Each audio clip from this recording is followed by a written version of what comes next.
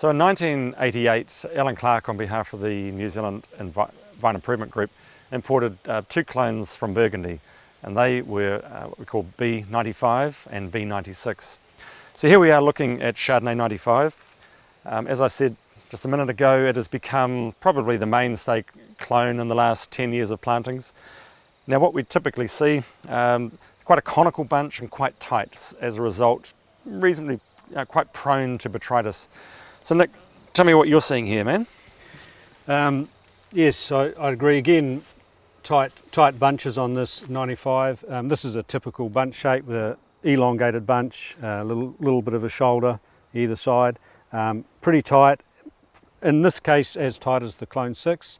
If we're looking a little bit further down here, I think we're starting to see the beginnings of some rot in these bunches due to the tightness of those, and good productivity. Again, B95 as it's called. The B stands for Bernard, it was imported directly from Raymond Bernard, not from the Ontave collection, and so hence the B95.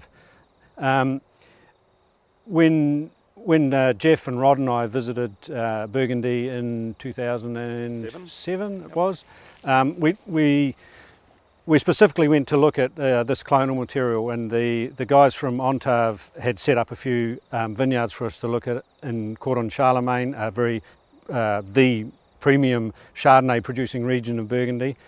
And when we questioned growers there, a lot of them used Chardonnay in their vineyards that was called massal selection or selection massal, which means they had taken material from their vineyards, propagated themselves and planted it, and grew that in their vineyards for Grand Cru wine production.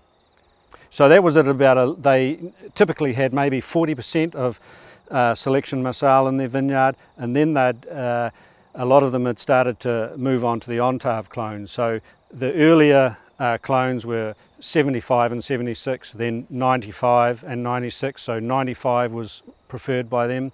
And more recently they'd started to use some of the newer Ontave selections, which we'll show you soon, which is 548, 809 and the 1066. So we saw a lot of Chardonnay clones there, and tasted a lot of wines from those clonal mixes. As far as I'm concerned, 95 makes really good wine, and many of the producers producing premium quality Chardonnay like it. And next to Mendoza, it's probably the second most preferred clone at the moment. Does it set as heavily, as tight? Are the bunches as tight further south, where you've got cooler climate for cooler flowering conditions? A good point, and I think something to be remembered is that when we're looking at Chardonnay clones for Gisborne and Chardonnay clones for Hawke's Bay, as opposed to Chardonnay clones further south, quite often where flowering is poor further south, we're looking for better productivity. And we wouldn't get bunches of 95 as big as this, say, in Martinborough or in Central Otago. So it's a good point, thanks to Rose, Jeff. Just the other one, Nick talked about the mass selection, or selection massal as they call it in France. Basically what that means is this is a clone. It has been selected from one vine in Burgundy and has been multiplied from that.